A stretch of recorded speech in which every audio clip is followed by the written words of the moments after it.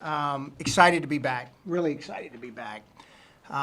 Great to be back at Grand Park. Great to be able to have our fans come back out. I mean, it's important. I think it's all important, for us to connect. That's why we still do training camp.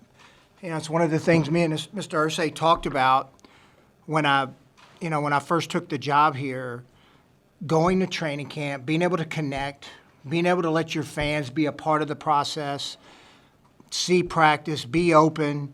That's important to both of us. It's important to Frank. So it's just tremendous to be back out here.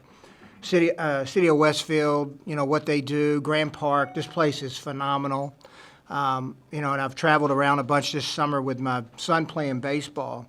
And I'd match Grand Park up against, anybody. So just a tremendous place. All right, so of course, I never, can't have one of these without something going on.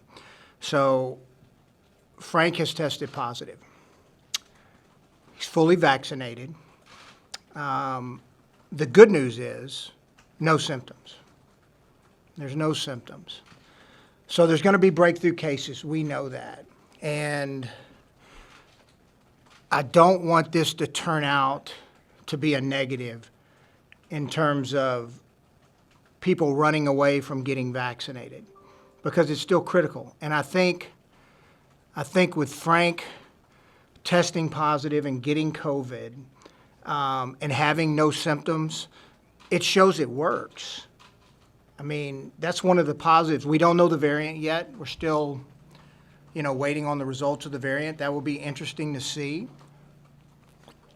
But it shows it works. And, it's a shame in our country right now that we've politicized something that is good and that's going to help the entire country. But it's where we're at. And we've just got to continue to push forward, with this. I'm not going to give you a timeline on when he's going to be back. Our protocols are pretty similar, but we're going to be careful. We're going to be safe. And, when he's back, he's back. But the good news is he doesn't have any symptoms. He's feeling good. And, when you hear some of the stories about people who are not vaccinated and who are getting sick, the difference is dramatic, between the two. So we keep moving forward. It sucks. He's going to miss the first, I think the earliest he can be back is Monday, but, we'll see. We'll see. Maybe sooner, depending on, tests that he takes. But you can still test positive for up to 90 days. That's something we've seen when you get COVID. So we'll just kind of see how it plays out. Just some notes for y'all. So Eric and Dio both, Fisher and Dio both started, the season on PUP and NFI. Both doing well, both rehabbing really well. No timeline on either one of them, but we're encouraged about where they're at and where they're going, and they're working really hard, and we'll let it play out as it goes. Marlon Mack, Teray, and Paris Campbell will all be good to go. We'll monitor them during camp, but they'll all be good to go. Just an update, you won't see Darius early. He had a little procedure on his ankle, but nothing major. We'll monitor him here early just to make sure to take care of him. He's a vet, going into his fourth year. He knows how to play. He'll be ready. Darius works. He's in great shape right now, but we'll monitor him as we go forward. And lastly, I want to make sure we acknowledge this, but I want to offer condolences to both, Greg Knapp and his family, for what happened this past weekend with the bike accident. It's just tragic. I don't know Greg, but just a tragic loss for the NFL. Our prayers are with him and his family and with the Jets. Very difficult when you lose somebody and under those tragic circumstances. So as we go forward, we got 19 practices here at Grand Park. Excited to get started, excited to get to go to work, get better, and get ready for the season. All right, fire away. Who takes over for Frank? Well, we feel good. We're not going to name an intern coach. Bubba will, handle some things at practice, but look, we got, between Marcus and Flus and Bubba, we'll split up some responsibilities. Bubba's a little more free during practice, so he'll handle, some of the practice duties. Frank's still going to be he's still a part of it. With everything we learned a year ago with Zoom, he's still involved. He's in meetings through Zoom. He'll be in team meetings through Zoom. He's in contact with we have staff meetings every morning, and he's in constant contact with everybody. So, we just keep moving forward. When did you find out about Frank's test? We found out Friday. I think it was Thursday or Friday. Pretty cool. I'm not gonna lie to y'all. I'm really proud. It's one thing. There's a tremendous amount of respect for each other, and our players knew. I'm proud of the fact that, our business is our business, and our players and our staff and people respect each other enough to respect each other's privacy, and you don't have a lot of leaks and unfortunate things get out. And I wanted to make sure that I was able to tell y'all at the right time, and so I'm proud of our organization for, keeping things in-house when we could. Have you seen, Jim said last week that the vaccination rate among your players was going up. Mm-hmm. Did you see a noticeable uptick after the league implemented the protocols? And what is your concern? Because that's got to be a huge concern right now. This is very real. Yeah, no, it's real. And, no, we have had an uptick, without question. But, Frank and I have talked a long time about this, and with Jim. And we've got to protect the team. So we have to have protocols in place. And I don't want to, there's consequences for not being vaccinated. And it's not punishment. These consequences are to keep the team safe. I can't lie to you. There's times where I wonder why our country doesn't have consequences for not being vaccinated to keep other people safe. We have lost. This sucks. I'm going to get off on a tangent here, but we have lost the sense of team. Like, that used to be a real advantage for us as a country. The service and thinking about others and taking care of others. And, this vaccine's become so political that, doing, in my take and all the research we've done, and, I got a family, my wife's family's doctors, and, they've done a lot of research on it.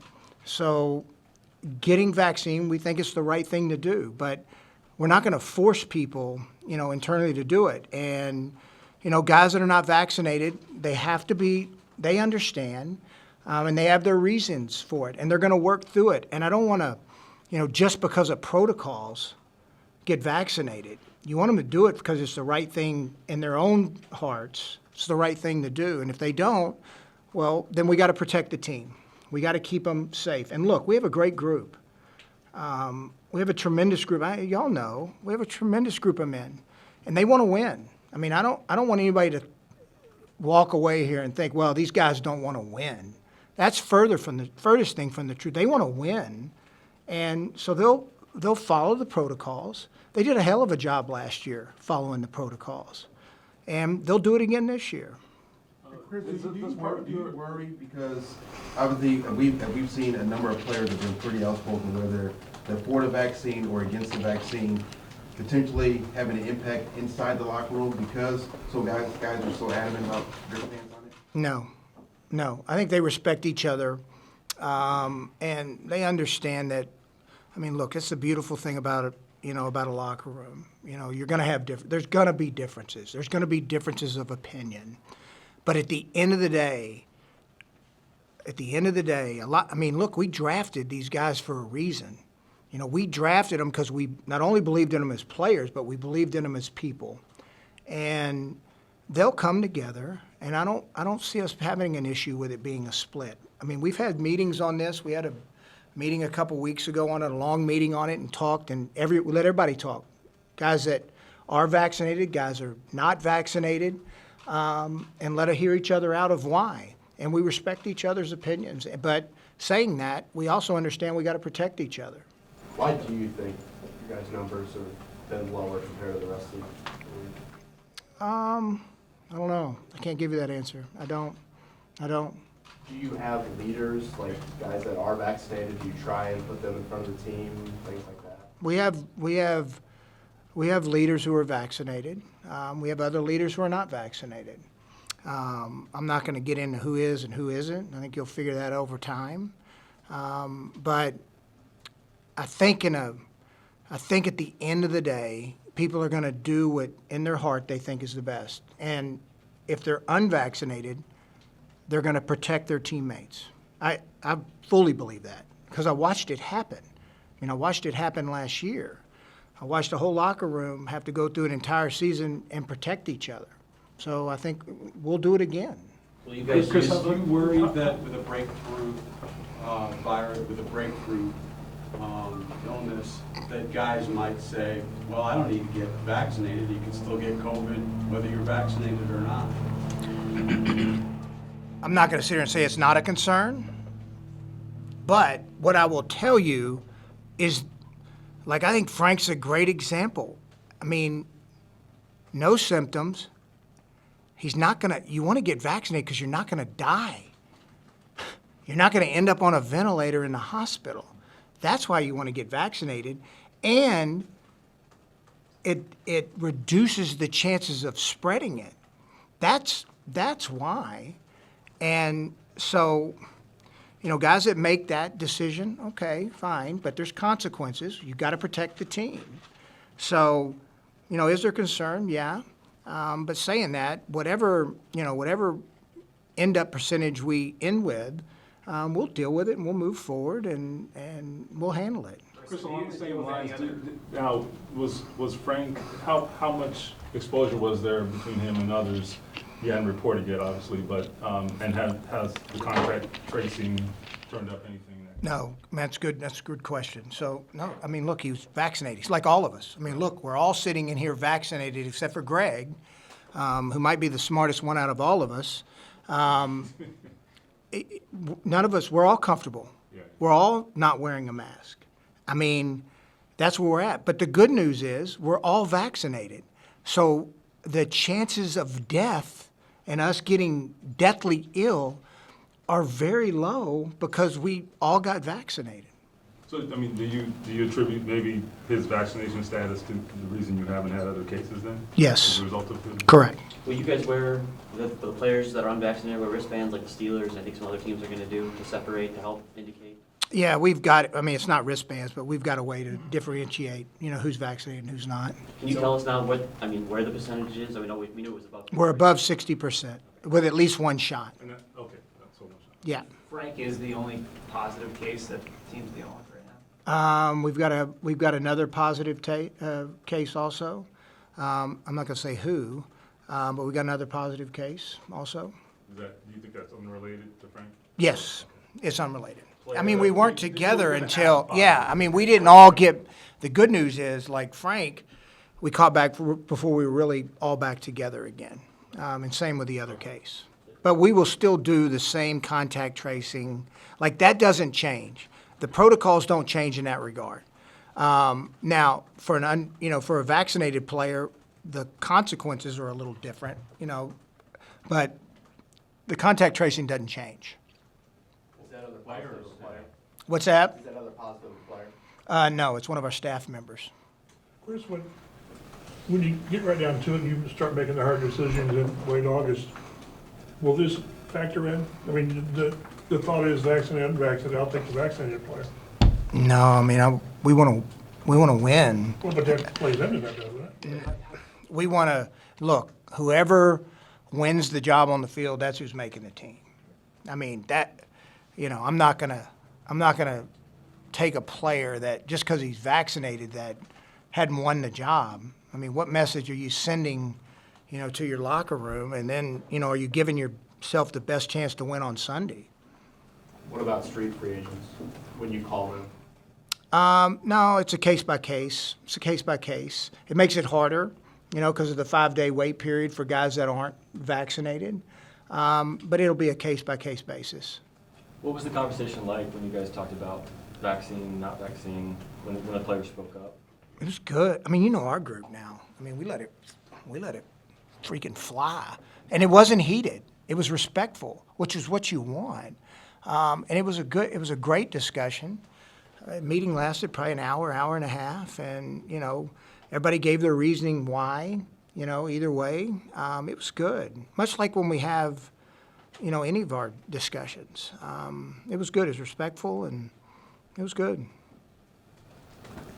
Chris, when did Darius have his procedure? Oh, we had it right after, so early June.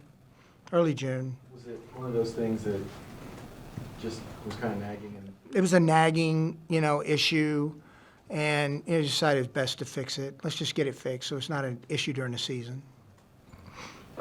Are you guys going to be, in terms of encouraging the unvaccinated guys, I mean, I know, again, some teams have brought in doctors, there are other things that people are doing, resources for the players. Are that things you're going to be doing? Yeah, and we've done it all along. We brought in doctors, we brought in experts.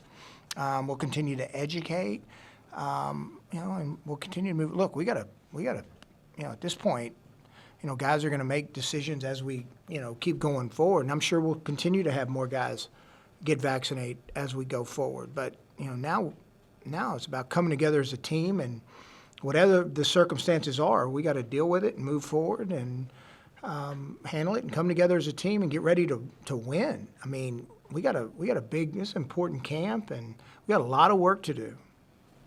You mentioned this earlier about with the Frank news. Where is Fisher at? I know you moved him over yesterday, but first time you've seen him probably in a while. Yep. Where's he at? He's good. He's doing good. His rehab's on target. We'll see. You know, Eric's very prideful. He's a really good vet. It's been a big change for him. I mean, when you're in one spot for so long, and now you're in this, you know, first time he's really had to make a change. You know, change a city. He's a new dad. You know, all those changes. But physically, he's doing well. So we'll see. I mean, Eric's prideful. Eric doesn't miss a lot. So he's prideful. We'll see. I'm not gonna put a timeline on when he's gonna be back, but he'll be back. No setbacks at all? No, not at all. You mentioned Darius. Where are you with extensions with he and Brady? Oh, I'm not gonna get into the extensions. But let me say this. We've had a great back and forth. Mike Bloom has done tremendous, as all the agents we're working with. They've been tremendous. It goes back and forth. You know, getting these early extensions done are not always easy, but we'll continue to work through it. We want to take care of our players. We'll see if we can come to a common agreement.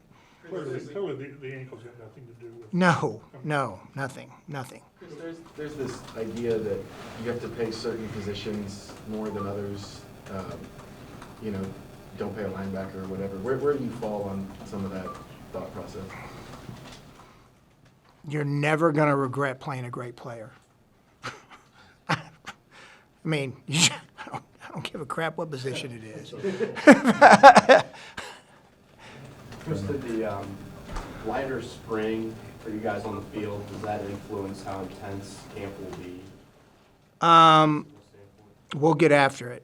I mean, we're going to get after it. We got to go to work. I mean, much like last year, we got after it, last year after having, nothing last, spring. So it'll be normal, but we'll get after it. It'll be an intense spring. We're young. I mean, I think sometimes we forget that. I mean, we are a young football team. I'm almost betting that, on the 53-man cutdown, we'll be one of the younger teams in the league. And, we got to get a lot of young players up and ready to play, and get them up to speed. So it'll be an intense camp. We'll compete.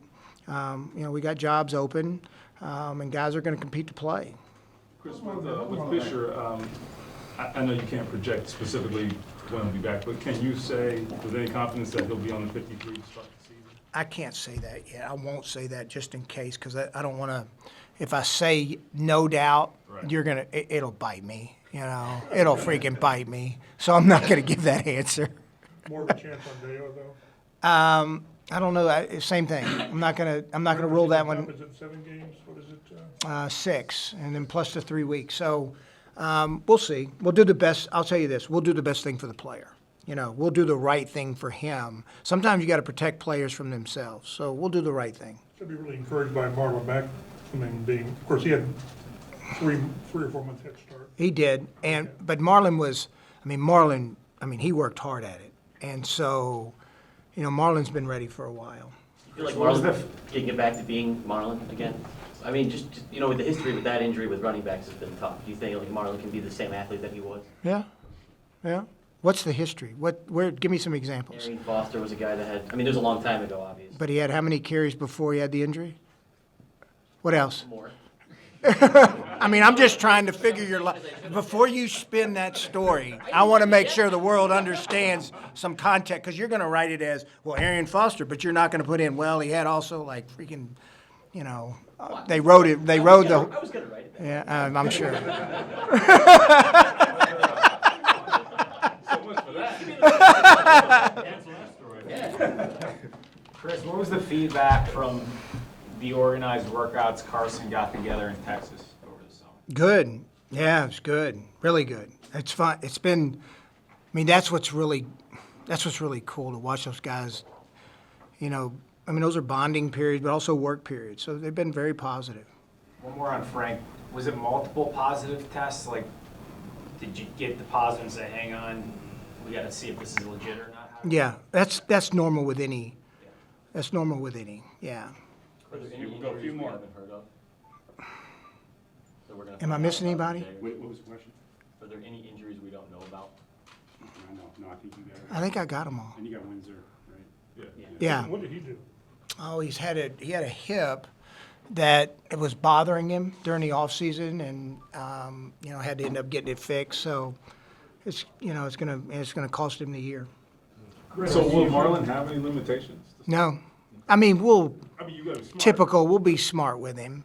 It's his first time to get back in pads in a year. So, but no, there won't be any limitations. You mentioned earlier some open jobs. Anything particular that you're really focused on?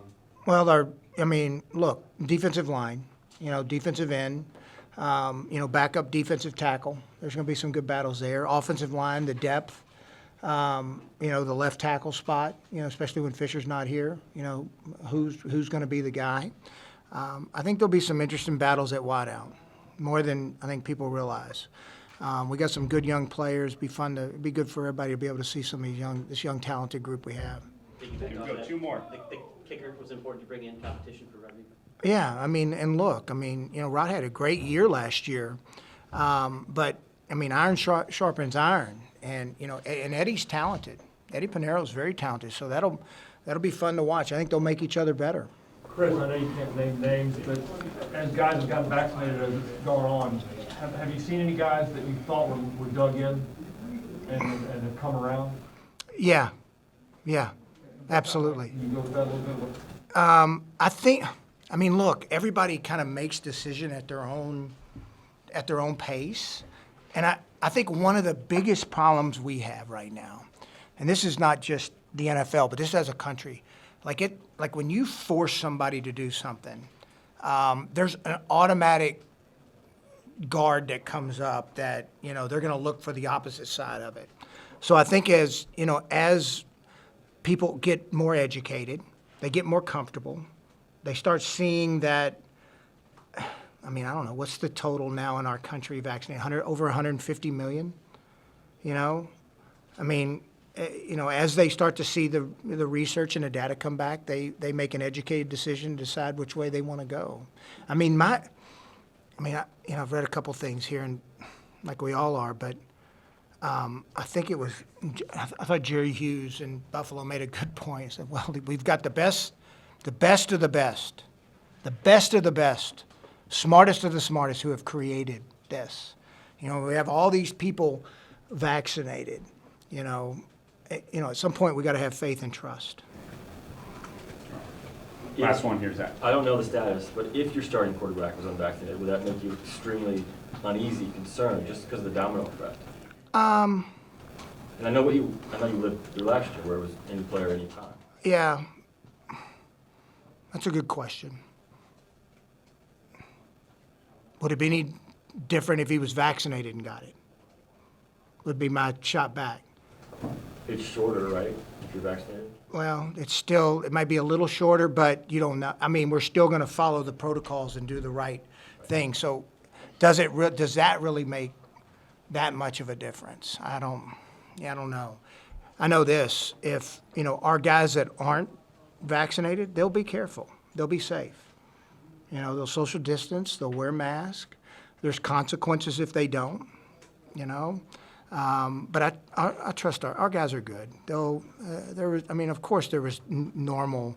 Last year's we were all getting used to it, but once we got into it now, people followed the protocols because they knew the consequences at stake.